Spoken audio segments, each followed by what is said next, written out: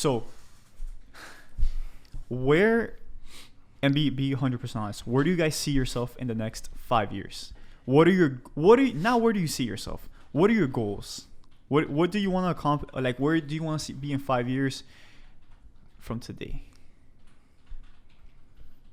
Who Want to wants go first? Whether it's here or whether it's not here. I want to have a house with a nice backyard. And you want to be catching pigeons. And I want to be chilling in my backyard, just popping open some Angry Orchards, just kicking them back. And maybe a pool too. Pool? Yeah. I think you can get that in 5 years. Yeah, that's I think the plan. for sure you'll get that in 5 years. We just gotta print. Man. yeah, we just gotta print harder, man. Yeah, for me, I think most of my goals are mostly internal, because I think I have a lot of failings as a person. One of them being that I'm not organized enough.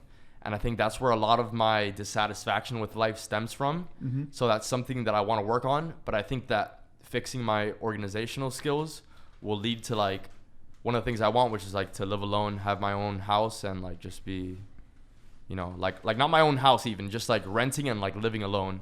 And I think that's one of the big things that. And you feel like you need to be more organized to do that? Because I think that right now you can if you wanted to. Yeah, probably. If you were to budget yourself and stuff like that. Yeah.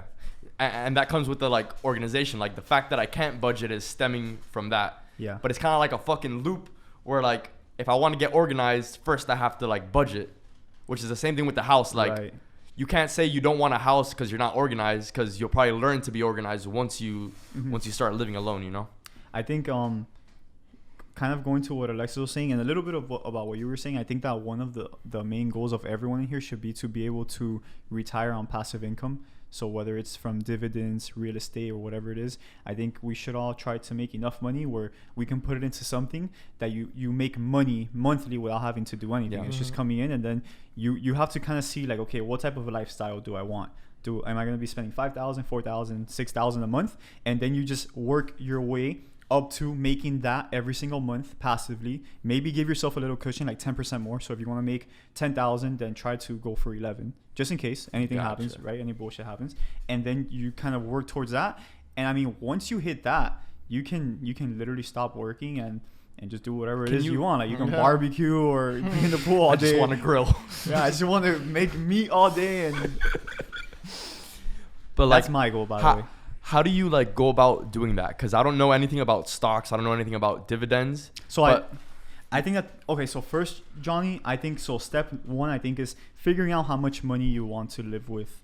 Okay. Like how much money you need every month to live the life that you want to live. Okay. So that's different for everyone. Maybe yours is 5, Alexis is 4, maybe his is 10, yours is 7. Yeah. Who knows? And then after you figure that out, then you need to see what assets you can buy. So whether it's property, stocks, anything like that, that will pay you monthly income to get to that. And then once you know the type of assets that you want to invest in, all it is just saving up the money to get there. So instead of, for example, I'm about to sell the fuck out of my GTR. It's so stupid to have it, right? Because it's just holding me back. It's probably costing me like my GTR is probably costing me working like another like year or two. Right, because all the money I'm putting into the GTR, I could have put it into something else that's gonna just get me.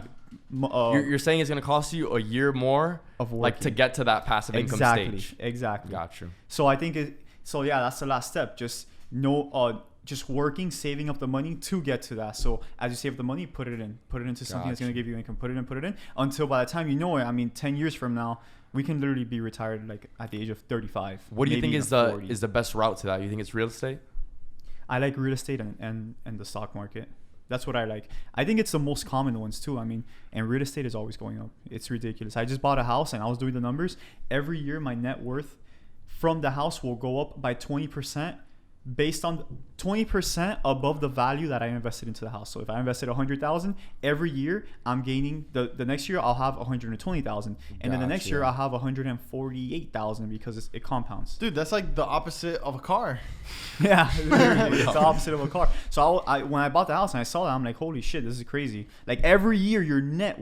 So not your money that you get, right? I get less money, but the housing market appreciates and the value. And since I have a mortgage, when the tenant pays you, half of it goes into the mortgage. But the mortgage is your money. I mean, it's basically a savings account.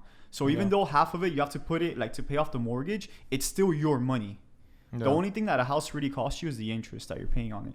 So yeah, once I realized that, I'm like, holy shit, I'm just gonna start buying houses because every year it goes up by 20% and it compounds. So I mean, it's a snowball effect. It's Mhm. insane. It's insane. So that's my plan. I think you guys should have the same plan. I think it's yeah, it's definitely.